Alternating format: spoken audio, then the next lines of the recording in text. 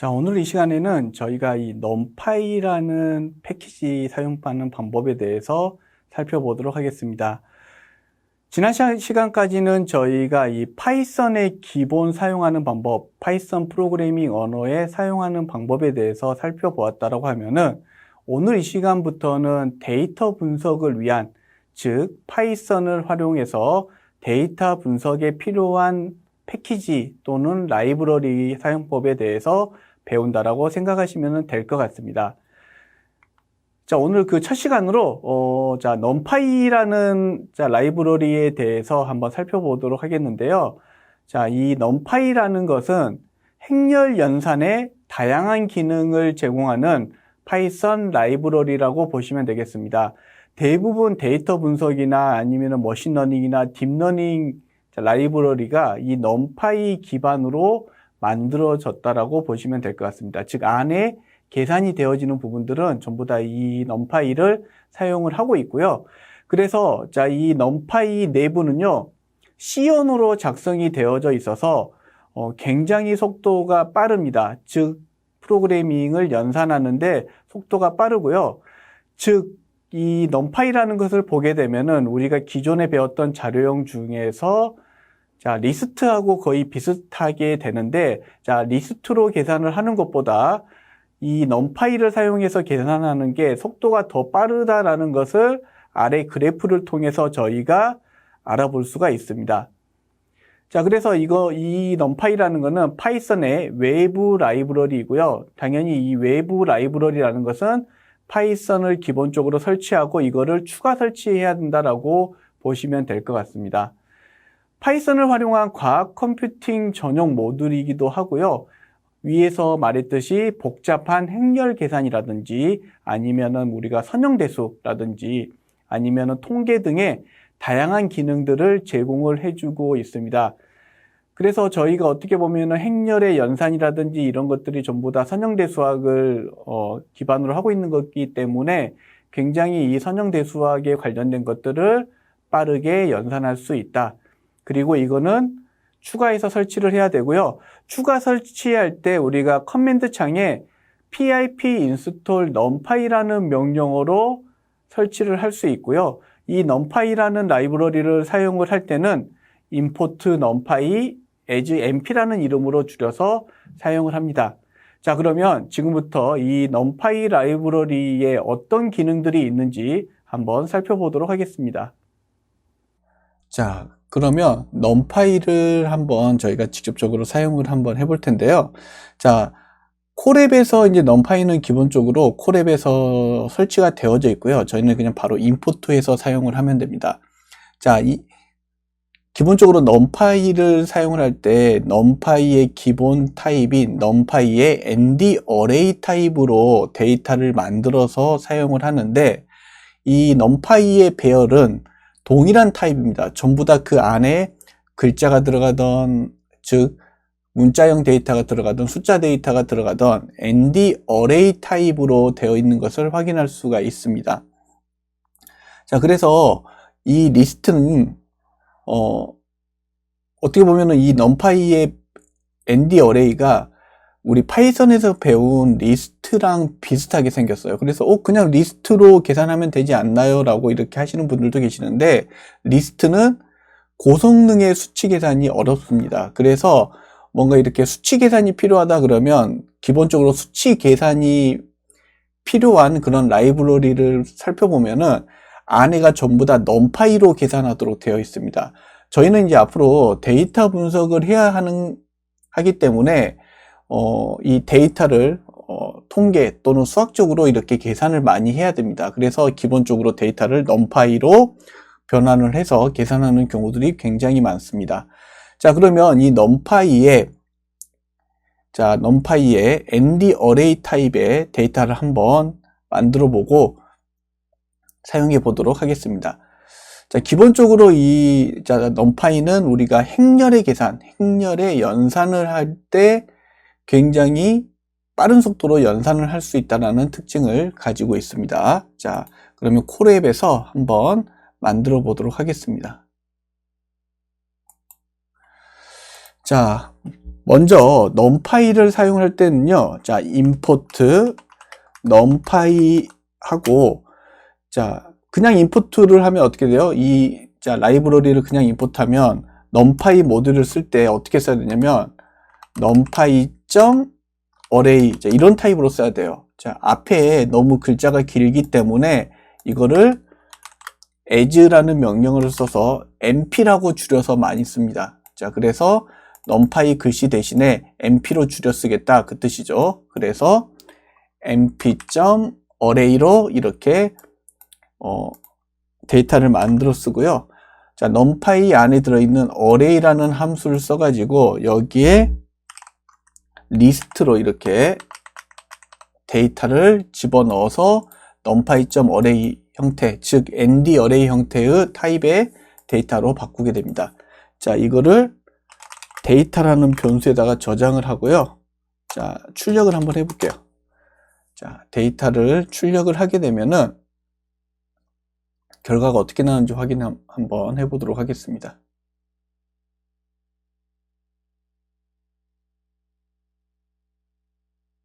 자, 이렇게 array 타입으로, 자, 이렇게 나오는 걸 볼 수 있고요. 우리가 기본적으로, 자, 리스트로 만들면은 어떻게 나오냐면,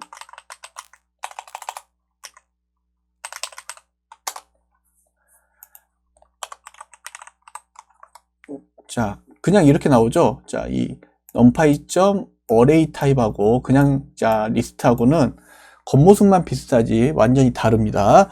자, 그러면 이 numpy.array의 타입을 한번 살펴볼게요. 자, 타입. 자, 위에서 만든 데이터의 타입을 보면은 numpy.ndArray 타입이라고 되어 있는 것을 볼 수 있습니다. 자, 리스트 한번 볼까요? 타입 데이터 1 하면, 자, 이렇게 데이터 1번은, 데이터 1은 리스트 타입이라고 이렇게 나오는 반면에 numpy.array, 즉 np.array로 만든 데이터 타입은 numpy.ndArray라고 이렇게 나오는 것을 확인할 수 있습니다. 자, 우리가 numpy.array로 계산을 한다는 거는, 자, 배열, 자, numpy 배열로 수치 계산을 수행하는 거랑 똑같습니다. 즉, 행렬의 연산을 하는 거랑 똑같아요.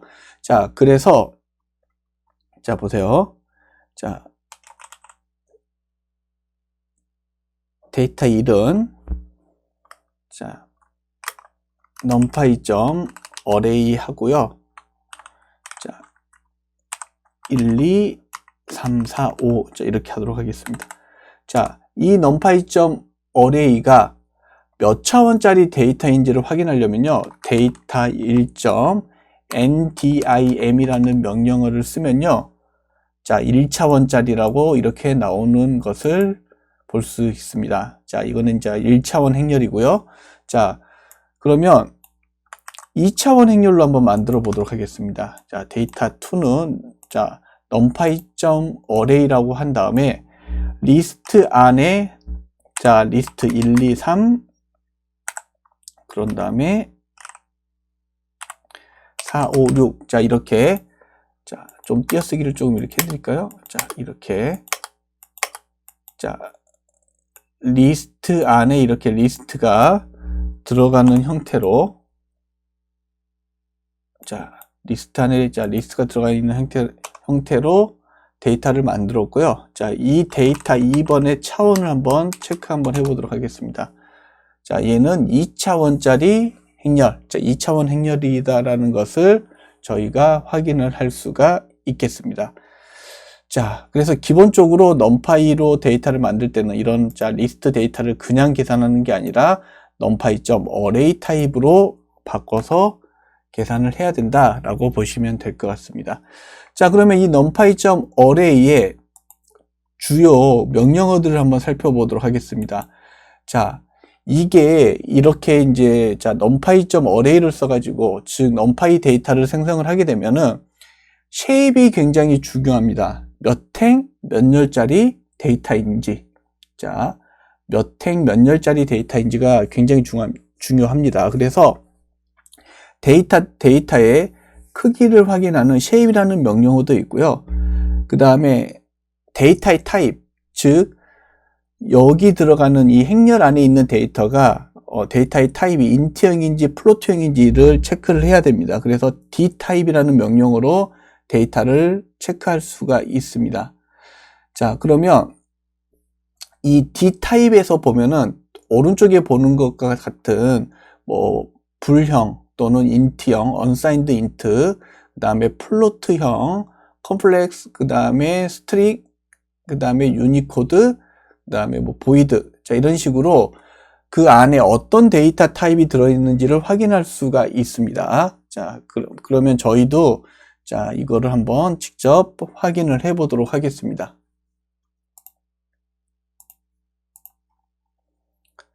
자, 먼저 데이터는 numpy.array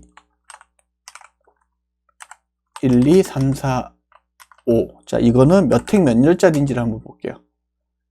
자, 데이터.shape로 확인을 한번 해볼 수가 있고요. 자, 그러면 자, 이게 5행짜리, 자, 5행짜리 데이터다라는 것을 확인할 수 있습니다. 자, 열은 없죠. 그냥 5행짜리 데이터인 겁니다. 자, 두 번째, 데이터 1은 numpy.array, 자, 2차원 데이터를 만들게요. 1, 2, 3,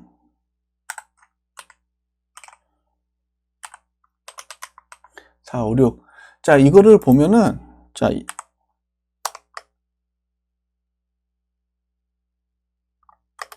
이런 식으로 만들어지는 거랑 똑같아요.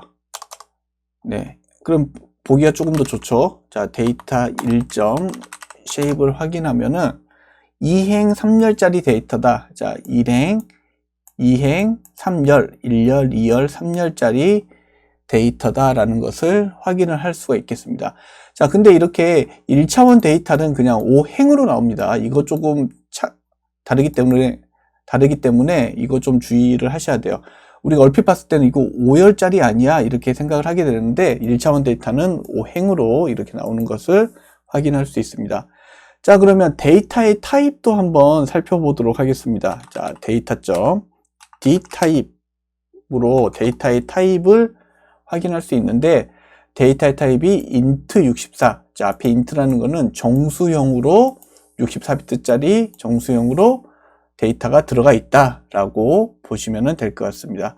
자, 그래서 이 data.shape이라는 명령어와 d타입이라는 명령어 꼭 기억을 해 주시기 바랍니다.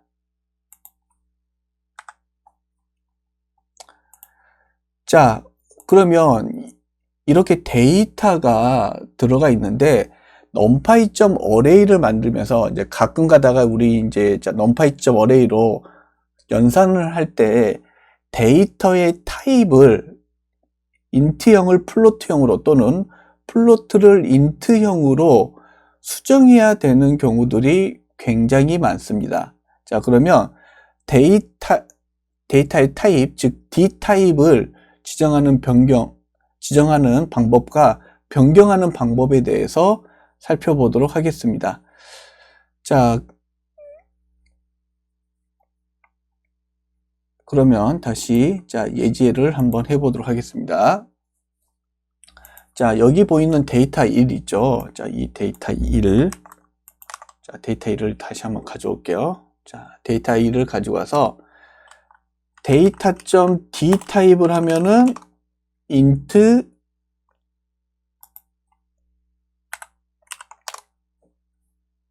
64로 나오는 것을 확인할 수가 있습니다. 자, 이거를 불러올 때, 즉 numpy.array로 만들 때 플로트형으로 한번 바꿔보도록 하겠습니다. 자, 이렇게 하는 방법이 있어요. 자, 데이터 2는 numpy.array 한 다음에 자, 이거 다시 한 줄로 할게요. 자, 끝에다가 컴마를 하고요. 자, 즉 numpy.array라는 함수의 두 번째 매개 변수에 자, dtype은 이라는 매개 변수를 주면요. 자, 얘를 플로트. 자, 이렇게 플로트형으로 주면은 이 numpy.array가 자, 원래는 int인데 플로트형으로 바꿔서 저장이 됩니다. 한번 보도록 하겠습니다. 데이터2 확인하면요. 데이터가 이렇게 1점, 2점, 3점, 4점으로 플로트형으로 들어간 걸 확인할 수 있어요. 자, 이거를 d타입을 확인하면 이렇게 플로트 64로 들어간 것을 확인할 수 있고요. 자, 이렇게 플로트 64형으로 바뀐 이 numpy.array 데이터를 다시 int형으로 한번 바꿔보도록 하겠습니다. 자, 다시 int형으로 바꿀 때는요, 데이터 2점 asType이라는 명령어, asType이라는 명령어를 줘서 바꿀 수가 있고요.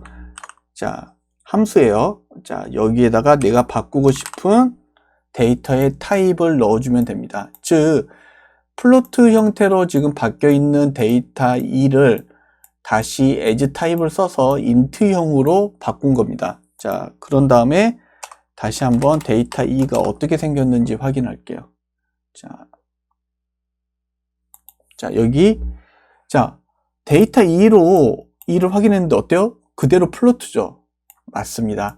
자, as 타입은요, 자, 그냥 as 타입만 한번 해볼게요. as 타입을 하면 이렇게 int형으로 바뀐 것을 확인할 수 있죠. 즉, 바꾸긴 바꿨는데 데이터 2에다가 다시 저장을 하지 않으면 그대로 데이터 2에 자동으로 바뀐 내용이 적용이 되지 않습니다. 그래서 이런 식으로 데이터 2는 데이터 2점 as 타입 이런 식으로 해서 여기에서 바꾼 것을 다시 데이터 2에다가 저장을 해줘야 됩니다. 자, 데이터 2를 다시 확인하면 자, 이렇게 int형으로 제대로 나오는 것을 확인을 할 수가 있습니다. 자, 그러면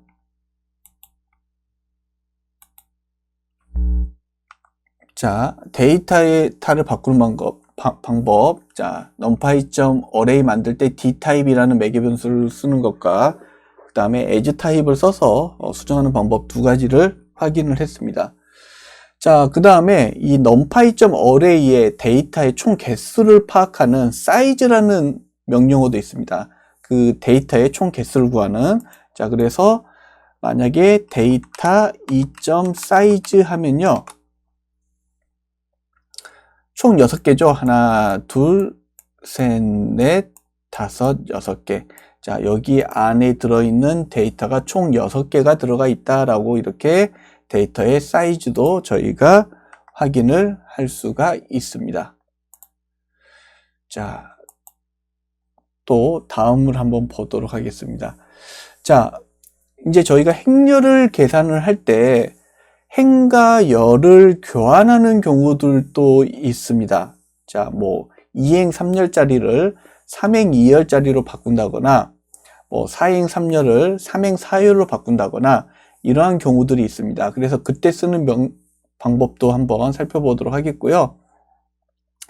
range처럼 numpy.array를 자동으로 만들어주는 명령어가 있습니다. 그래서 arrange라는 명령어가 있는데 그것도 한번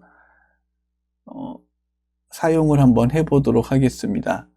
자, 한번 두 가지를 먼저 한번 해볼게요. 자, 그러면 행과 열을 교환하는 것을 한번 살펴보도록 하겠습니다. 자, 데이터는 numpy.array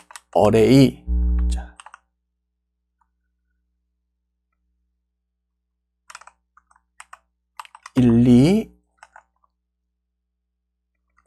자, 그 다음에 3, 4 5, 6 이렇게 데이터를 만들었습니다. 자,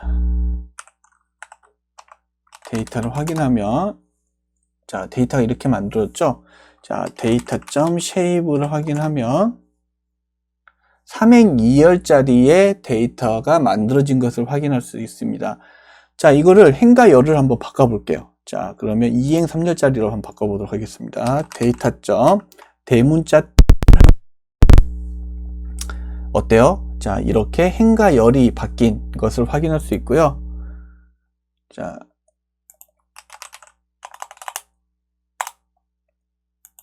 데이터 1은 data.t 한 다음에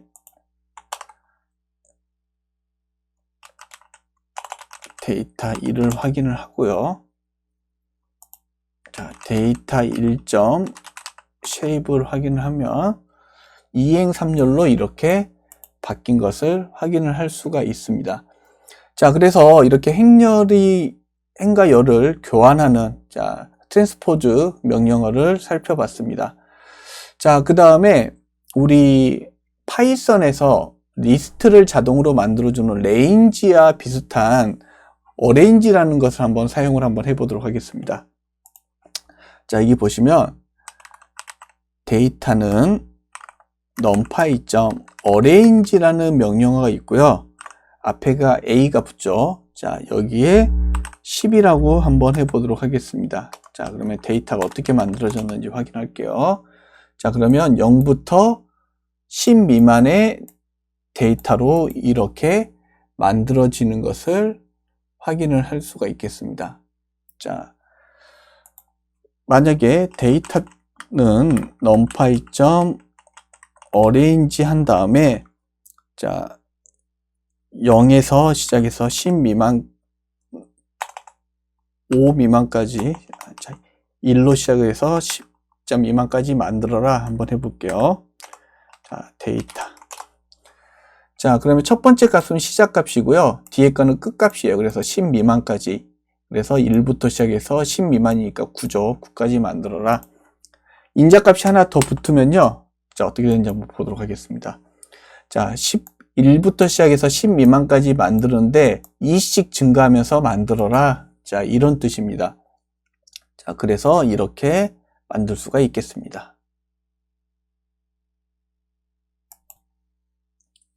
자, 그 다음에는 linspace라고 되어져 있는 명령어를 한번 살펴보도록 하겠습니다. 자, 이 linspace가 하는 역할은요, 시작값, 여기 보시면 linspace 한 다음에 첫 번째 매개 변수가 스타트 값이고요. 두 번째 매개 변수가 end 값입니다. 끝값.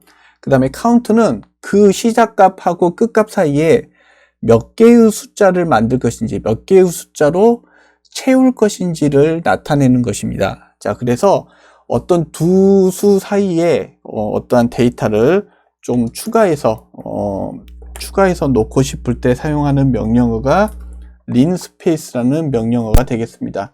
자, 그럼 한번 사용법을 우리 예제를 통해서 한번 알아보도록 하겠습니다.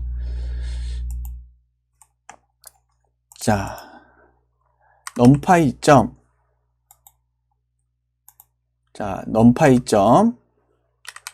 linspace 이렇게 만들고요. 1에서 10까지 숫자 중에서 1에서 10까지의 숫자 안에 10개를 균일하게 균등해서 만들어라. 자, 이 뜻입니다. 그래서 이렇게 1부터 시작해서 10까지 총 10개로 하나, 둘, 셋, 넷, 다섯, 여섯, 일곱, 여덟, 아홉, 10개로 만들었고요. 얘를 9개로 쪼개라 그러면 자, 이런 식으로 값이 쪼개지는 걸 볼 수가 있습니다. 그래서 이런 형태로 분할을 해서 쪼갤 수가 있는 겁니다. 자, 여기를 20으로 집어넣으면 1부터 10까지 사이의 숫자를 20개로 쪼개 가지고 자, 이런 형태로 결과값이 나오는 것을 확인할 수가 있겠습니다. 그래서 두 수 사이에 값을 채울 때 사용이 된다라고 보시면 될 것 같습니다.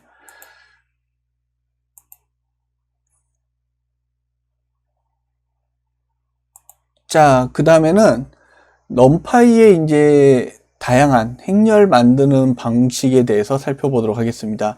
자, numpy는 이제 행렬의 연산을 하는 거기 때문에 기본적으로 여러 개의 타입의 행렬을 만들어주는 함수들이 들어가 있습니다. 그래서 0으로 채워진 행렬을 만드는 제로스라는 함수도 있고요.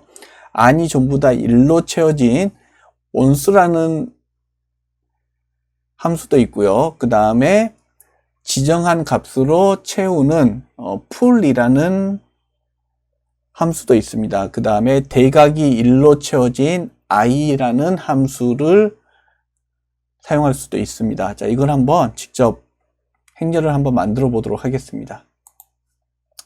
자, 먼저 제로스부터 한번 살펴보도록 하겠습니다. 자, 데이터는 numpy.제로스 안이 전부 다 0으로 채워진 행렬이에요. 그래서 자, 여기 투플로 행과 열. 자, 나는 3열짜리 행렬을 만드는데 안이 전부 다 0으로 채워진 행렬을 만들겠다. 그러면 이렇게 3열짜리 행렬이 만들어졌고, 그 다음에 안이 전부 다 0으로 채워진 것을 확인할 수 있죠. 자, 그 다음에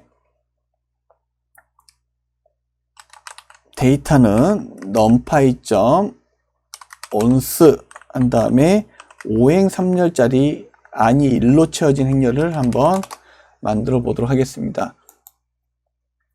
자, 그러면 5행 3열짜리 안이 전부 다 1로 채워진 행렬이 만들어지는 것을 확인할 수 있겠습니다. 자, 그 다음에 데이터는 numpy.pull 이라는 명령어를 쓰고요. 자, 당연히 5행 3열짜리를 만드는데, 자, fill value라는 매개 변수를 써서, 자, fill value는 10, 안이 전부 다 10이라는 데이터로 채워진 행렬을 만드는 겁니다. 자, 그래서 데이터를 확인하면, 자, 이렇게 안이 전부 다 10으로 채워진 5행 3열짜리 행렬이 만들어진 걸 볼 수 있습니다.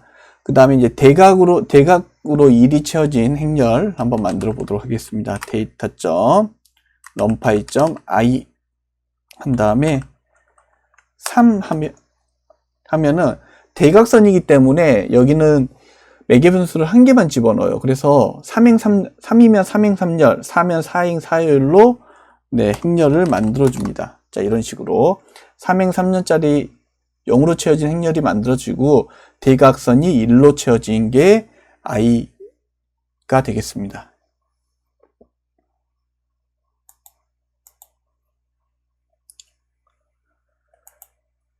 자, 이번에는 numpy로 랜덤한 값을 만드는, 즉 난수를 만드는 여러 가지 함수에 대해서 살펴보도록 하겠습니다.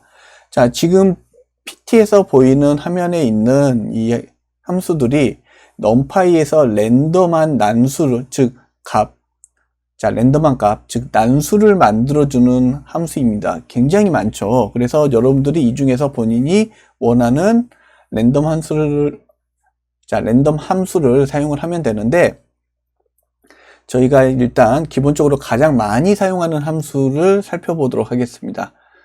자, 가장 많이 쓰는 함수는, 자, numpy.random에 land라는 함수를 쓰고요.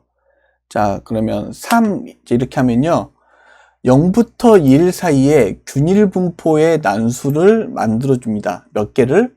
여기 들어가 있는 개수만큼 3개의 랜덤한 값을 뽑아주는 것을 볼 수가 있습니다. 즉 0부터 1 사이에 랜덤한 값을 뽑아준다라고 보시면 될 것 같습니다.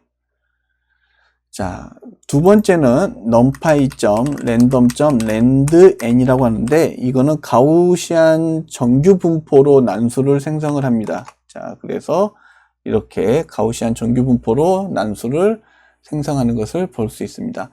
만약에 정수형으로 랜덤한 값을 만들고 싶다, 정수형에, 그러면 numpy.random.randint라는 값을 써가지고 1부터 10 사이의 값을 랜덤으로 뽑아와서 3개의 랜덤한 값을 추출을 해라, 이렇게 할 수가 있습니다.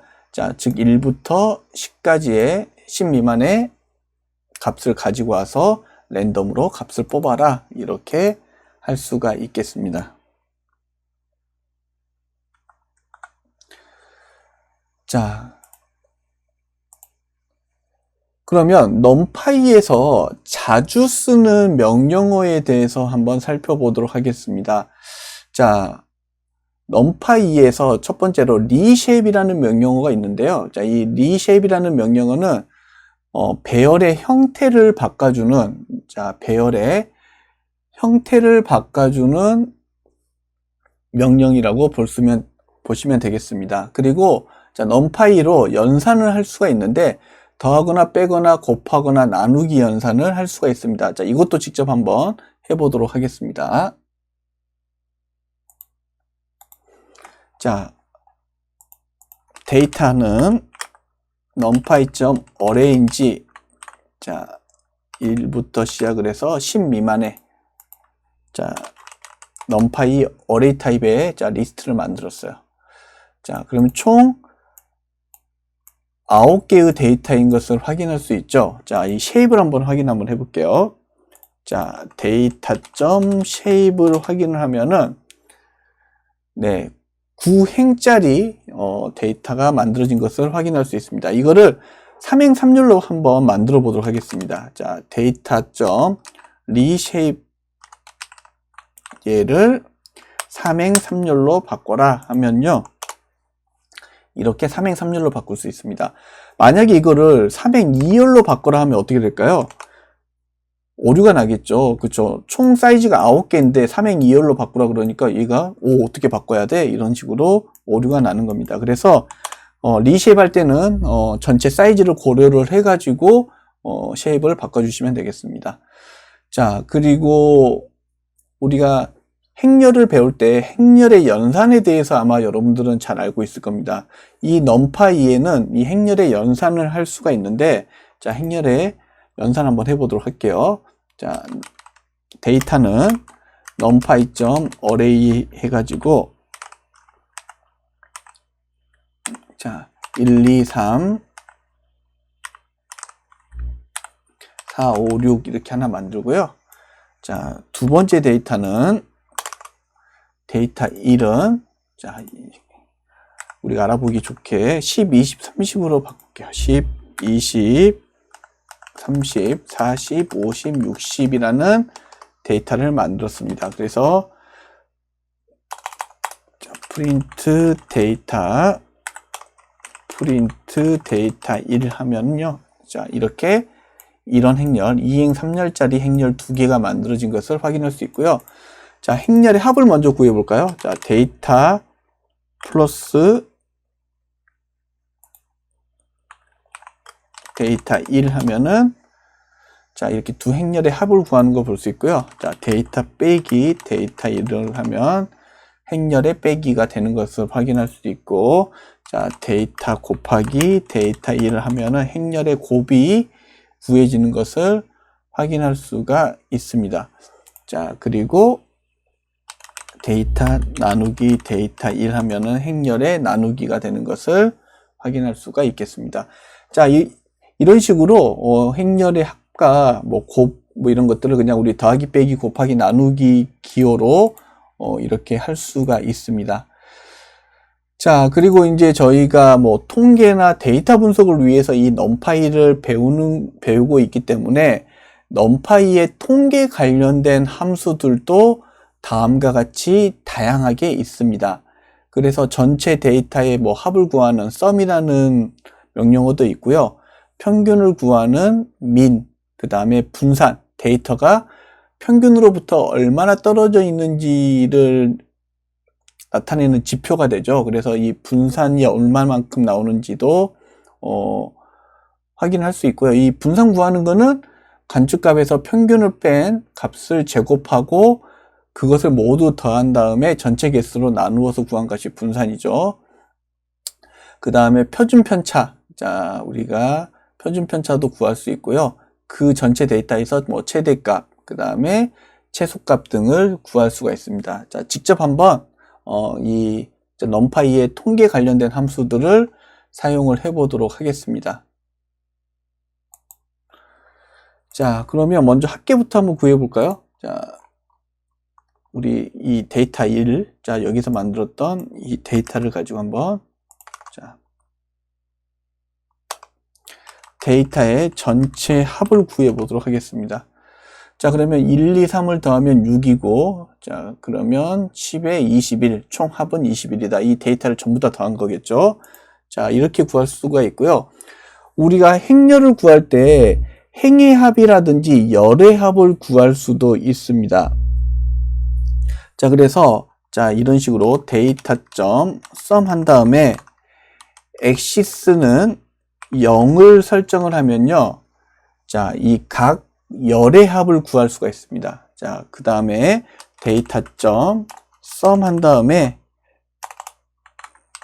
axis는 1을 주면요. 자, 각 행의 총 합을 이렇게 구할 수가 있습니다. 그래서 1행의 합은 6이고 2행의 합은 15가 된다는 것을 확인할 수가 있겠습니다.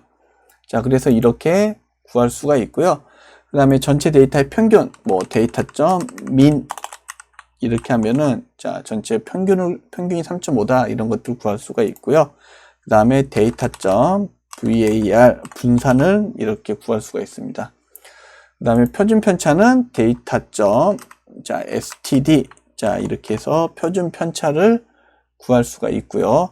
그 다음에 전체 데이터에서 최대값 자, 이렇게 구할 수가 있습니다. 그 다음에 데이터.min 하면은 최소값 자, 이렇게 최대값 최소값을 확인해서 구할 수가 있겠습니다.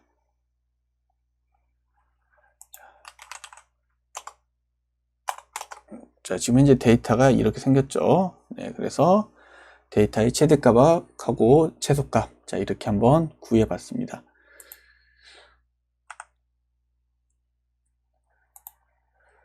자, 그러면 자, 이번 시간에는요. 자, 우리 데이터가 들어있는 파일에서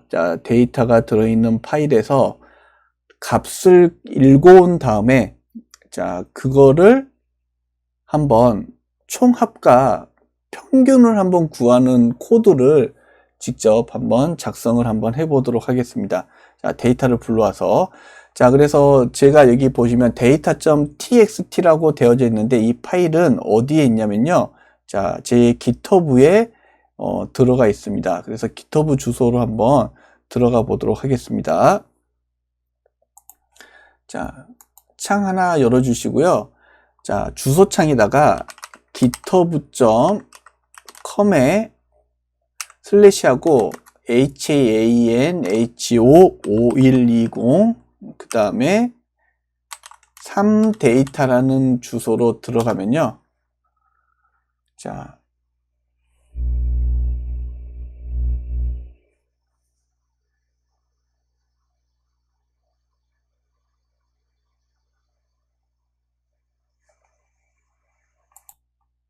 자, GitHub에 여러분들이 이제 계정에 로그인해서 이 주소로 들어가시면은 자, 화면에 보는 것 같은 이 두 개의 파일이 있는 것을 확인할 수가 있겠습니다. 자, 그러면 여러분들 이제 이거는 제 GitHub 계정이고요. 자, 여기에서 이 두 개의 파일을 자, 여기에서 네, 다운로드 zip으로 압축을 받으셔가지고 다운을 받으시면 되겠습니다. 저희 이 수업 시간에 쓰는 데이터 자료들은 전부 다 이 github.com에 한호5120의 3데이터라는 곳 안에 다 들어있으니 여기서 다운로드를 받으시면 되겠습니다.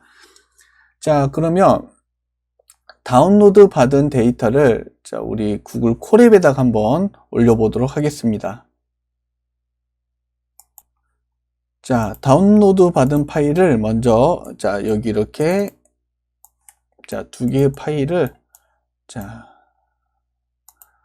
여기다가 업로드를 해 주시고요. 파일에다가 두 개의 파일을 업로드 해 주시고 자, 이 파일은 데이터가 별게 없어요. 자, 더블 클릭해서 오른쪽 자, 레이아웃에서 보시면은 이렇게 임의로 자, 데이터가 이렇게 네, 들어가 있는 것을 볼 수 있습니다. 자, 이런 식으로 네, 데이터가 들어가 있는 것을 확인할 수 있어요. 자, 그러면 자, 이 파일을 불러와서 자, 총합과 평균을 구하는 것을 직접 한번 해보도록 하겠습니다. 자, 먼저 파일을 여기 있는 data.txt 파일을 불러야 되기 때문에 파이썬으로 파일을 불러올 때는 open이라는 명령어를 적습니다. 그래서 f라는 변수에다 저장을 하고요. open. 이 파일의 경로 data.txt 파일이고요. 자, 얘를 불러야 되니까 모드를 R. 자, 읽기 모드로 불러옵니다. 자, 그러면 이 파일에서 불러온 데이터를 전부 다 한꺼번에 불러오는 명령어가 어떤 거냐면 f.readlines라는 함수를 쓰면은 여기 있는 데이터를 한꺼번에 다 불러올 수가 있습니다. 자, 한번 확인 한번 해볼까요? 자, 이런 식으로. 자, 이런 식으로 한꺼번에 readlines 해가지고 전체 다 불러오는 것을 확인할 수 있어요. 자, 그러면 readlines로 불러왔기 때문에 데이터의 타입이 뭐예요? 리스트 데이터 타입으로 데이터가 이렇게 통째로 들어간 걸 볼 수가 있고요. 자, 이거를 변수로 저장을 할게요. 자, 데이터는 f.readlines로 불러왔습니다. 자, 그런 다음에 이 데이터 안에 들어있는 개수를 한번 볼게요. 자, length. 왜냐면 이 데이터 타입이 리스트이기 때문에 안에 데이터가 몇 개가 들어있는지를 확인하겠습니다. 자, 한 개만 들어있어요. 그러면 자, 어떻게 우리가 풀 수가 있냐?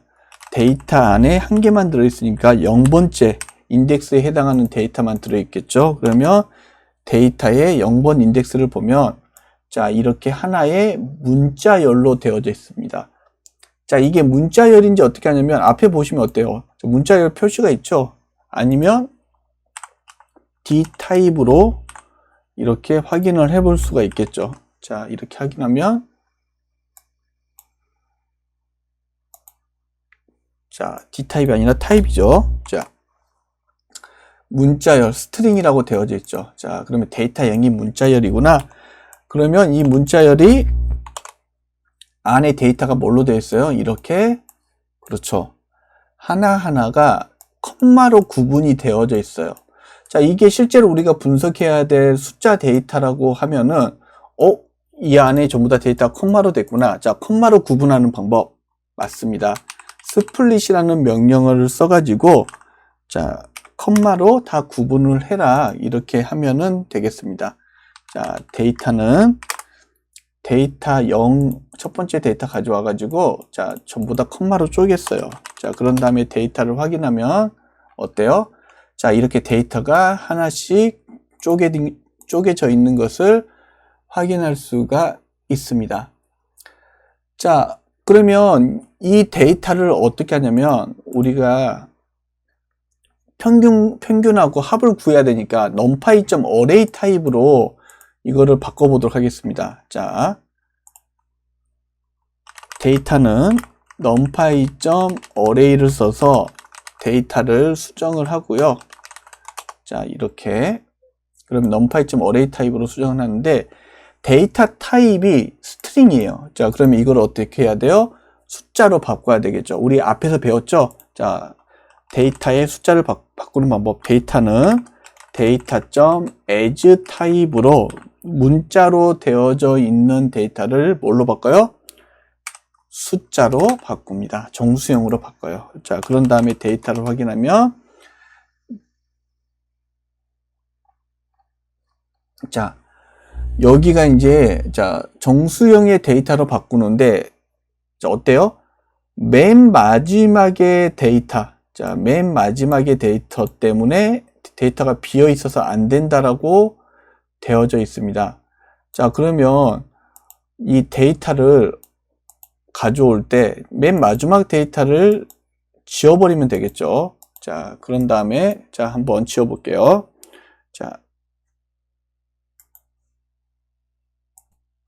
자, 그러면 여기서 데이터를 가지고 올 때 자, 맨 마지막 거 빼고 가지고 올게요. 그러면 0부터 자, 이렇게 마이너스 1까지만 가지고 와라. 자, 이 마이너스 1이라는 거는 자, 맨 끝이라는 거예요. 그래서 맨 끝에서 끝이니까 여기까지죠. 여기 미만이니까 그쵸? 우리 자, 우리가 리스트에 슬라이싱을 썼죠. 자, 이렇게 하면 0부터 시작을 해서 맨 끝에 값이니까 맨 끝에 값 미만이니까 얘가 빠지게 되겠죠. 그래서 그 값을 뺐습니다. 자, 뺀 다음에 자, 데이터는 data.asTypeInt에서 자, int형으로 이렇게 데이터의 타입을 바꾸고요. 자, 그 다음에 data.sum 합을 구하고 그 다음에 data. 평균을 구했습니다. 즉, 총 데이터의 합은 4637이고요. 그 다음에 데이터의 평균은 46.37이 되겠습니다. 자, 그 다음에 두 번째 데이터를 한번 살펴보도록 하겠습니다. 자, 두 번째 데이터는 자, 윅인데 여기 보면 파일명이 조금 잘못 나왔죠. WEK입니다. 자, week.txt 파일은 4주간의 데이터가 저장된 데이터 파일입니다. 그래서 각 주의 평균, 즉 1주의 평균, 2주의 평균, 3주 데이터의 평균, 4주 데이터의 평균을 구하는 것을 한번 해보도록 하겠습니다. 자, 그래서 여기 보시면 data.week 보면요. 데이터가 이렇게 생겼어요. 첫 번째 주, 두 번째 주, 세 번째 주, 네 번째 주 이렇게 데이터가 들어가 있는 것을 확인할 수가 있겠습니다. 자, 이걸 한번 직접 구해 보도록 할게요. 자,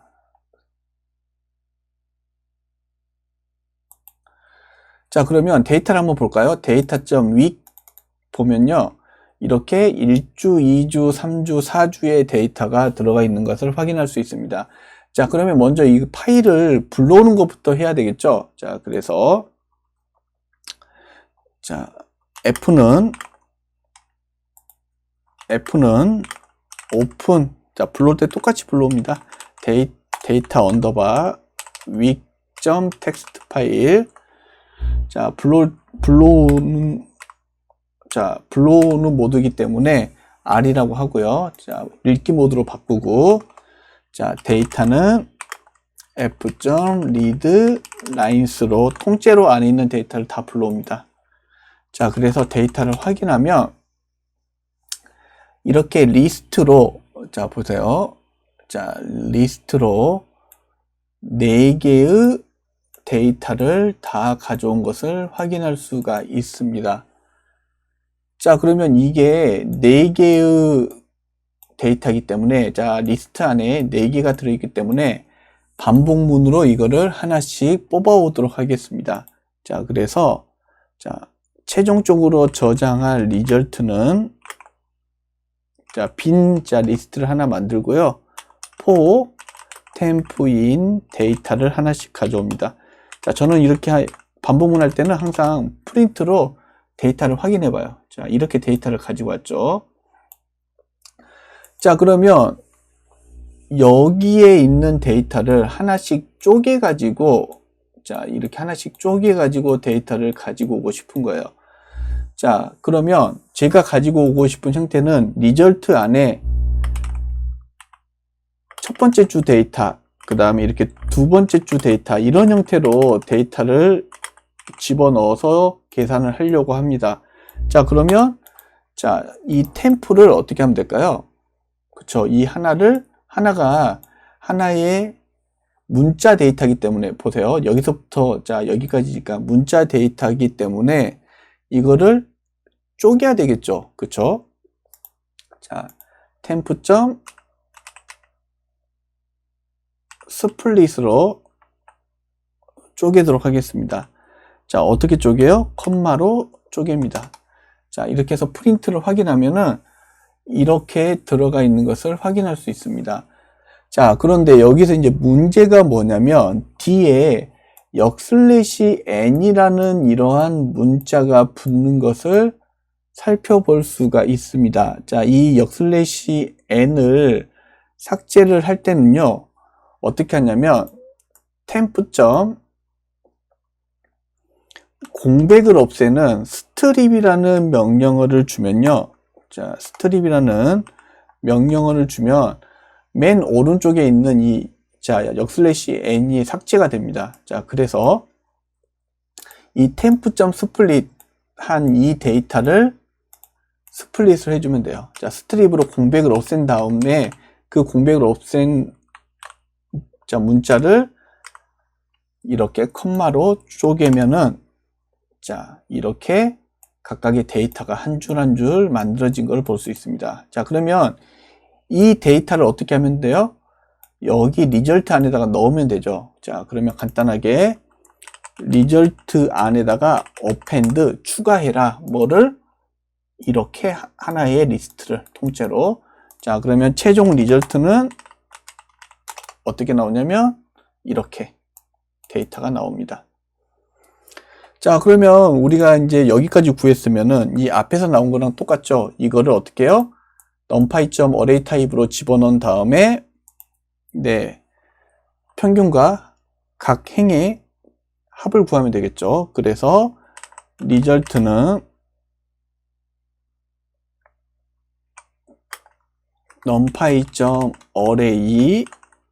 numpy.array에다가 리절트를 집어넣고요. 데이터 타입을 뭘로 바꿔요? int형으로 바꿔줍니다. 자, 이렇게 해서 리절트를 확인하면 자, 여기 있는 데이터가 다 int형으로 바뀌어져서 들어오는 것을 확인할 수 있습니다. 그러면 각 행의 평균이 이게 1주, 2주, 3주, 4주의 데이터잖아요. 각 주의 평균 데이터를 구해야 되니까 이렇게 구할 수 있죠. 자,